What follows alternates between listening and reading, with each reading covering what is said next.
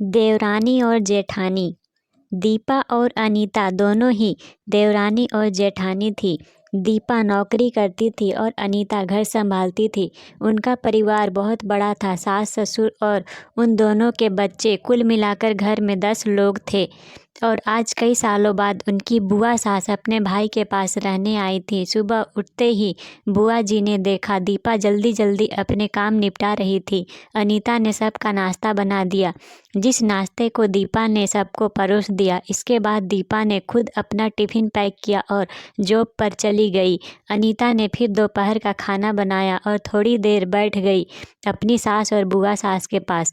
बुआ सास से रहा नहीं गया और अनीता से बोली कि छोटी बहू, तेरी जेठानी दीपा तुझ पर बड़ा हुक्म चलाती है। सुबह से देख रही हूँ रसोई घर में तू ही लगी हुई है और वो महारानी दिखावा करने के लिए सबको नाश्ता परोस रही थी, जैसे उसी ने बनाया हो। ये सुनते ही अनीता ने अपनी बुआ सास की तरफ देखा और बड़ी प्यार से कहा, नहीं, ऐसी कोई बात नहीं है बुआ जी, दीपा बहुत ही अच्छी है। बुआ बोली, तू बहुत भोली है अनीता, पर मैं सब समझती हूँ, इतनी बूढ़ी मैं ऐसे ही नहीं हुई। अनीता से अब रहा नहीं गया और वो बोली कि बुआ जी, आपको दीपा दीदी का बाकी सबको नाश्ता परोसना दिखा, मगर आपको ये नहीं पता कि उन्होंने मुझे डांट कर सबसे पहले नाश्ता करवाया, फिर चाय पिलाई, और वो रोज़ ही मुझे सबसे पहले ही नाश्ता करवा देती हैं, वरना सबका नाश्ता बनाते तो मैं नाश्ता ही न कर पाऊँ। वो मेरा कितना ख्याल रखती है। दीदी सुबह जल्दी उठकर मंदिर की सफाई करके फूल सजा कर रखती हैं और वो मुझे खुद से 1 घंटा लेट उठने को कहती हैं, क्योंकि मुझे उठते ही नहाकर सीधा रसोई में जाना पड़ता है। शाम को ऑफिस से आते वक्त दीदी बाज़ार से सब्जियां भी लेकर आती हैं, क्योंकि हमारे हस्बैंड रात को लेट हो जाते हैं और दीपा दीदी ने सासू माँ को बाज़ार जाने के लिए मना किया है, क्योंकि माँ जी अब 60 साल से ऊपर की हो चुकी हैं, कहीं बाज़ार जाते समय उन्हें तकलीफ़ ना हो जाए।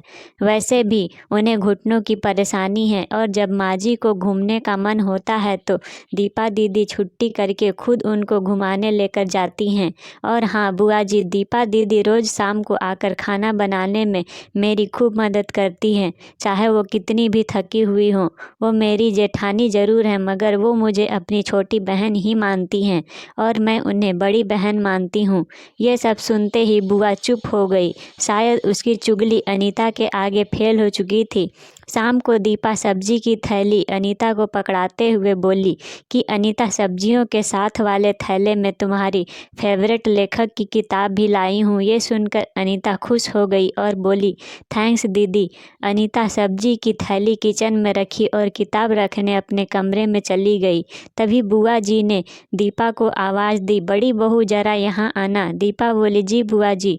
तभी बुआ बोली कि तुम इतनी मेहनत करके कमाती हो और ऐसे ही फालतू किताबें खरीद कर पैसों की बर्बादी कर रही हो, वो भी अपनी देवरानी के लिए। वो तो वैसे भी घर में करती ही क्या है, तुम दिन भर मेहनत करती हो और वो घर पर आराम करती है। इस बात पर दीपा मुस्कुराई और बोली, क्या बुआ जी आराम? और अनीता, उसे तो कह कह कर आराम करवाना पड़ता है, सुबह से बेचारी लगी ही रहती है। किचन में सबकी अलग अलग पसंद, मेरे और उसके मिलाकर 4 बच्चों का टिफ़िन सब वो ही करती है, फिर भी उसके चेहरे पर हमेशा एक सुंदर सी मुस्कान ही रहती है। सुबह की चाय पीने का भी समय नहीं रहता उसे, और जब दोपहर बच्चे आते हैं फिर उनका खाना, उनकी पढ़ाई सब वही देखती है। वो है, इसलिए मुझे बच्चों की चिंता भी नहीं रहती और मैं अपना पूरा ध्यान ऑफिस में लगा पाती हूँ। कुछ दिनों पहले ही प्रमोशन मिला है। मम्मी पापा की दवाई कब ख़त्म हुई और कब लाना है, ये सब वही ध्यान रखती है। घर पर भी कभी कौन रिश्तेदार आता है, उनकी सेवा भी वही करती है। और बुआ जी, घर पर रहकर घर और बच्चे संभालना कोई छोटी बात नहीं। मेहमानों की भी आवभगत अनीता बिना किसी शिकायत के करती है। उसे तो बस पढ़ने का ही शौक़ है, फिर क्या मैं अपनी छोटी बहन की छोटी सी इच्छा भी पूरी नहीं करूँगी? अगर उसकी इच्छा मैं पूरी नहीं करूँगी तो कौन करेगा? अब तो बुआ की पूरी तरह से ही बोलती बंद हो चुकी थी।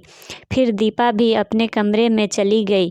ये सारी बातें दीपा की सास पीछे खड़ी हुई सुन रही थी वो बुआ के पास आकर बोली कि जीजी ये दोनों देवरानी जेठानी ज़रूर हैं, मगर इनका प्रेम 2 सगी बहनों से भी ज़्यादा बढ़कर है।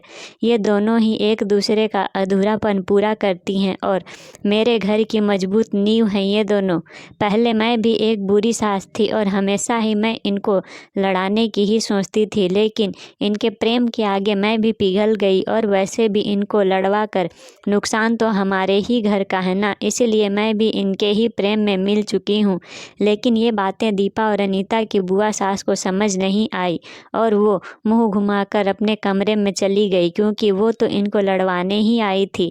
लेकिन दीपा और अनीता जैसी बहुओं के बीच दरार पैदा करना बिल्कुल नामुमकिन था। वाकई में ऐसी बहुएं हर घर में हों तो हर घर एक स्वर्ग बन सकता है। आप इस कहानी के बारे में क्या कहते हैं ज़रूर कमेंट करके बताएं।